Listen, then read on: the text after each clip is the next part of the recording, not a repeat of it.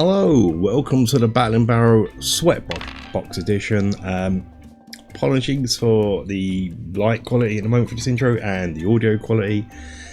Hell is sweltering in here, so I've got to have the windows open, including the curtains open to get some air in.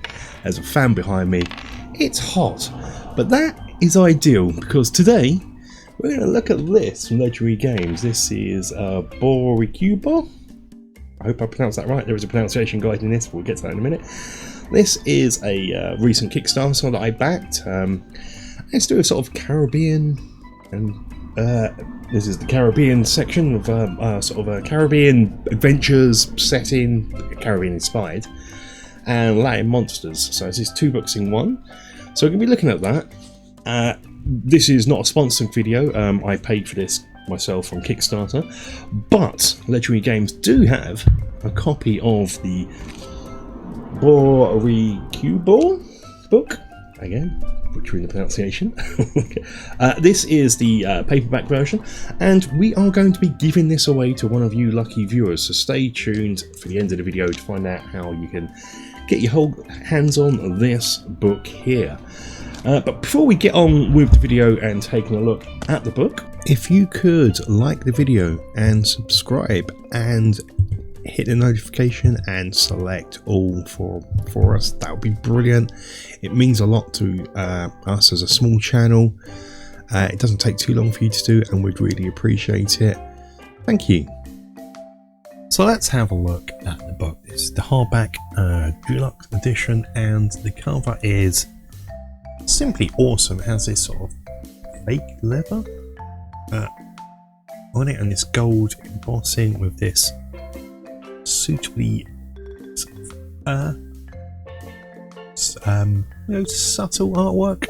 Just nice little border here, the sort of title, and lovely little image here. It is stitch bound.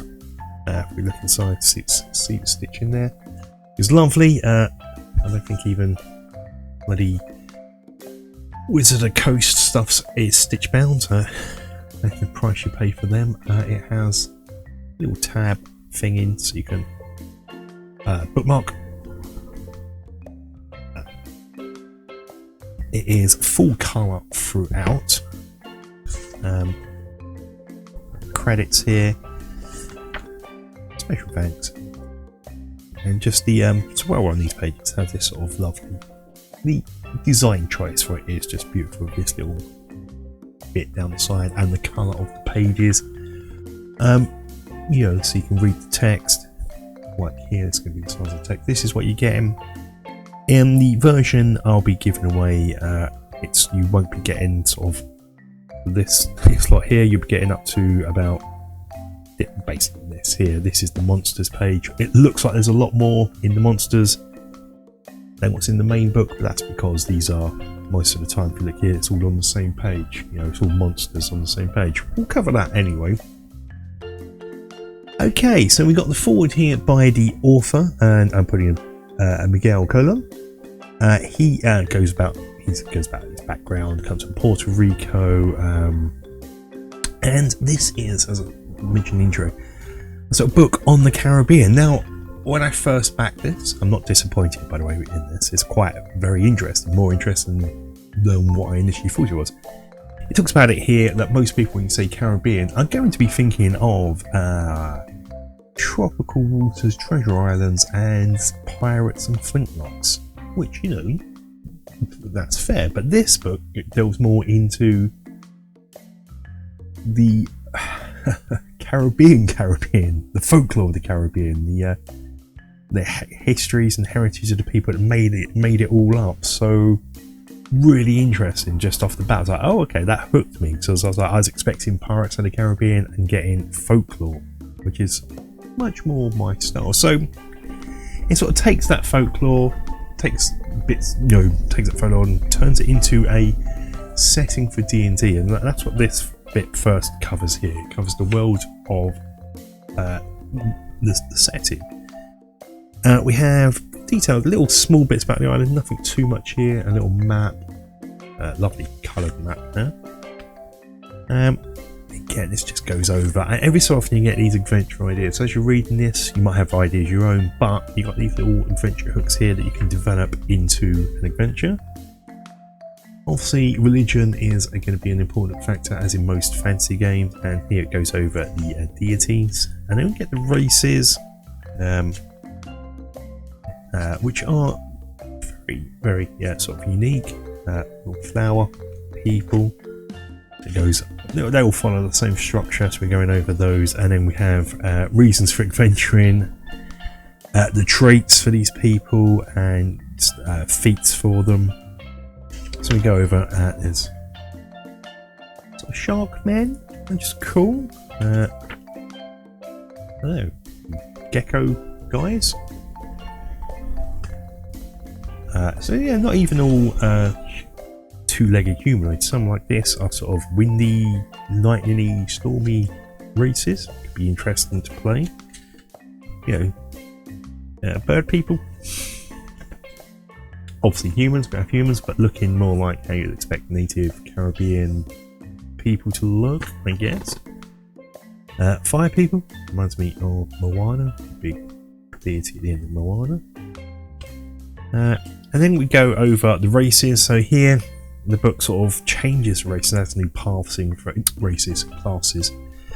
It changes the classes to suit the narrative. You know, a big armored knight or sort of Iberian age Conan the Barbarian. It's not going to fit, so it changes it ever so slightly. So you have Path of the Jungle, song, Bard as well, and I feel does a real cool job of this.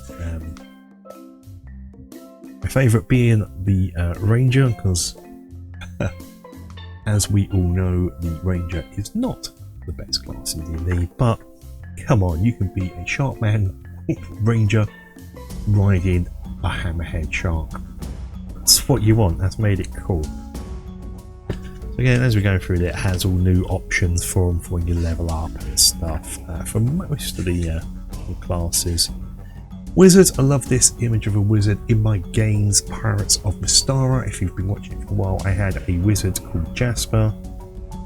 He went on holiday once and he had a Hawaiian shirt and Bermuda shorts on and flip-flops when he went on holiday, and this would have been the perfect image to have come to mind.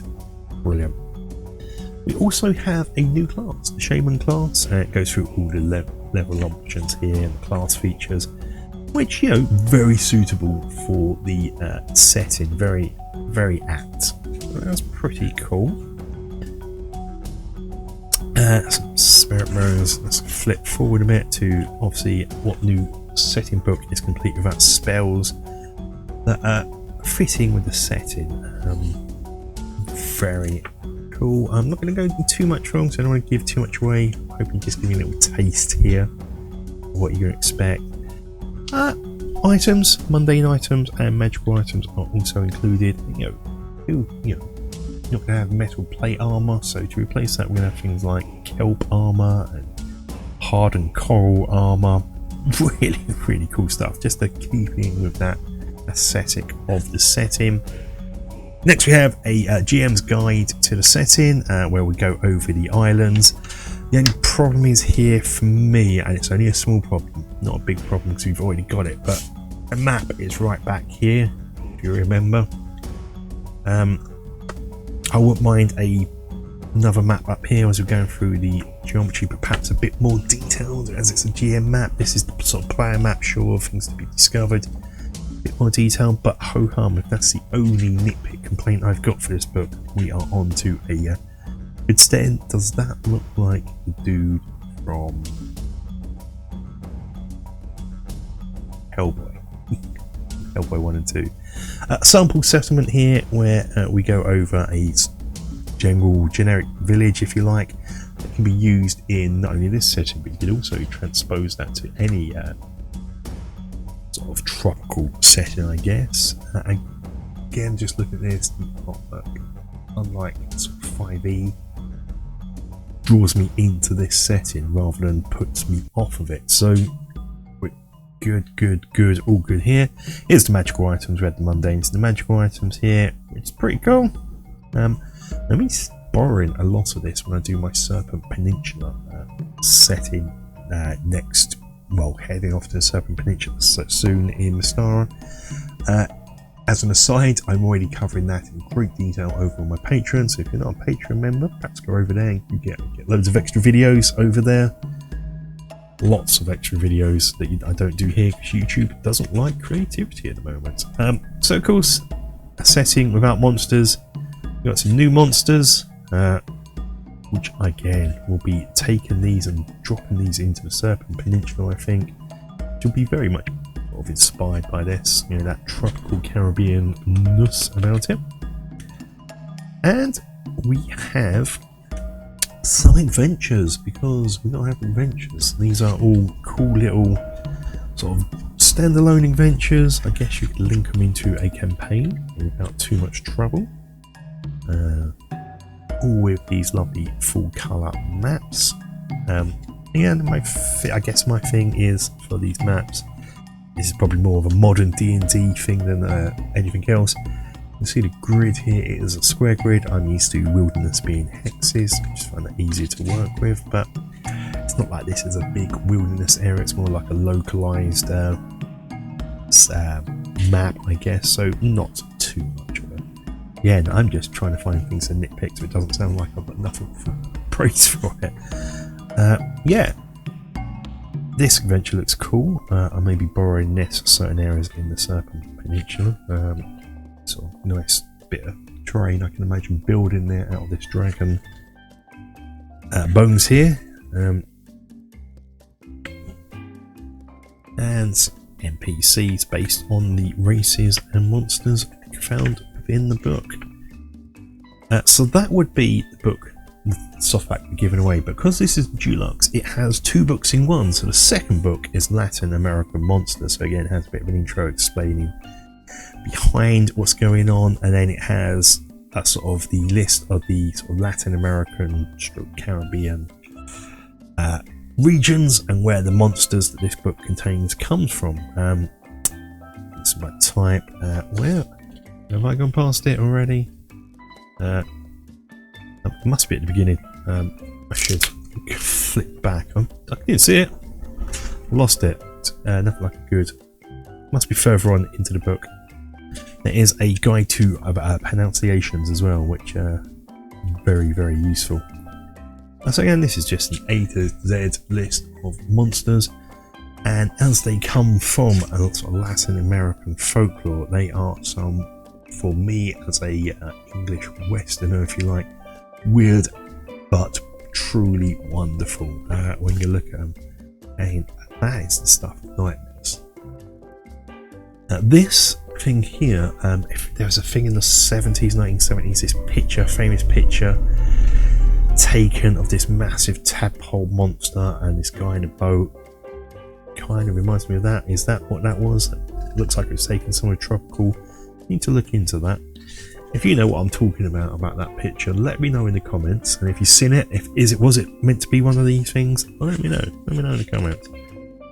Yeah, so we got some lovely, lovely monsters here, ranging from the what you'd expect to look at that snake. That's great. Again, the artwork is truly, truly, truly great. Armadillos, crunchy on the outside, soft in the middle. You're into diamond bars in the UK. That's everyone in the UK at certain ages getting that.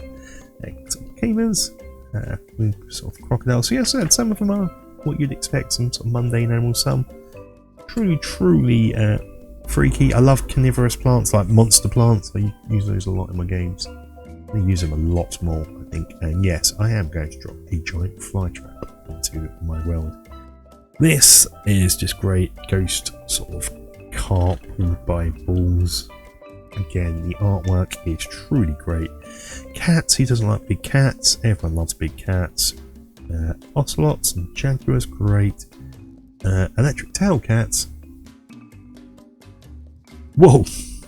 Yep. Just yep. Yeah, I'm going to sort of speed through again. I just love the art. Oh. Love it. Getting through So sort of flip to see what you got. That is again stuff of nightmares. Look at that, straight out of Lovecraftian type stuff. That sea cow, like just like this sort of thing here, like that. Kind of. There's some undeads. Undead, some weird, some lizards.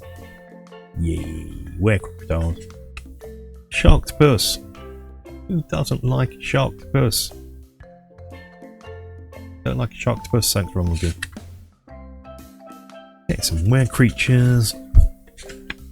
Some freaky creatures. Some strange creatures. That's everything you'd expect. So yeah, that's what this book contains. I think you can get this separately, and you can definitely get it as a PDF. I've got it as a PDF as part of this as well. Wow. Hey, it's a barrel man. So they're just trying to get you to show off all the different types of animals. Animals, monsters. As I said, there are a ton here. I'm flipping through really fast, and this is still its pronunciations are still going really fast, really a long time. I flipped through it really fast. New spells in this section as well to add to the spells that are in the other bit here as well. And here is the pronunciation guide. So the book itself is Boricubos. Hopefully I'm pronouncing that right. And so if you're like me, who are terrible at pronouncing things, we've got a guide here. So a pronunciation guide. Also going through how to do the letters and things. So yeah, really useful. Yeah, it's really useful. So that is the book. Highly recommended.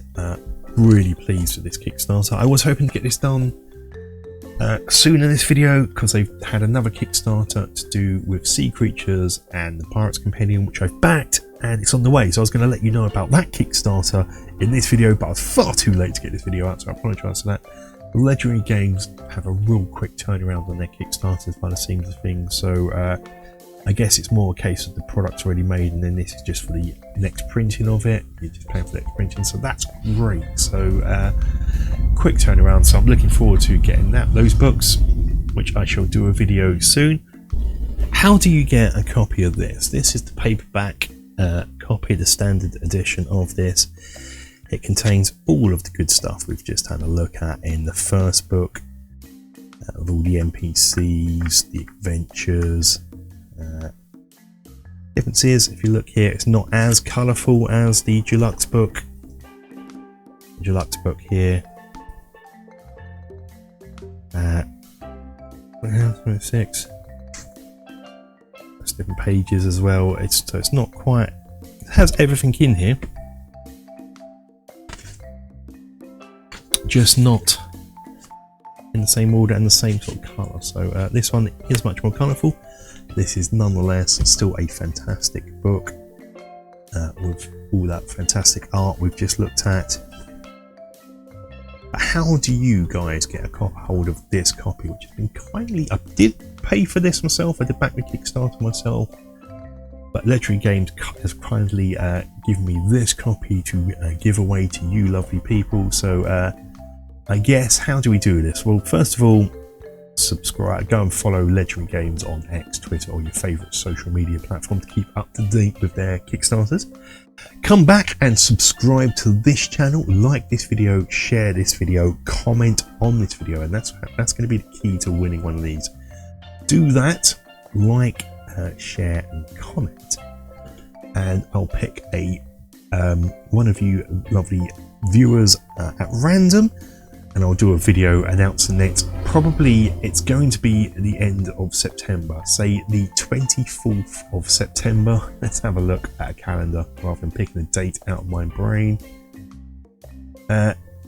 Let's do the Friday the 27th of September. I will do an announcement, and so that I can get it posted off straight away. Actually, no, make this, I'm changing my mind, make this Friday the 20th, because then I can post it the following week and get it off to you as soon as possible. But yeah, let's get to, you've either gone off and left a comment and not listened, or let's get to the proper, right. I want you to leave a comment and just comment the word that. Or I've forgotten how to pronounce it. I have to look up the pronunciation guide. You can tell I thought about this beforehand, can't you? There's nothing like a bit of professionalism, and this is nothing like being professional. Boricubos. So yeah, leave the comment Boricubos in the comments, and I'll filter that down once you've subscribed and liked, and pick one at random. But that will be it for this little sort of initial look at this setting. It's wonderful, it's colourful. Yeah, that'll be it for this one, guys. If you like this video, well, and you want to enter this, like, comment and share. Until the next one, guys, take care. Bye bye bye bye.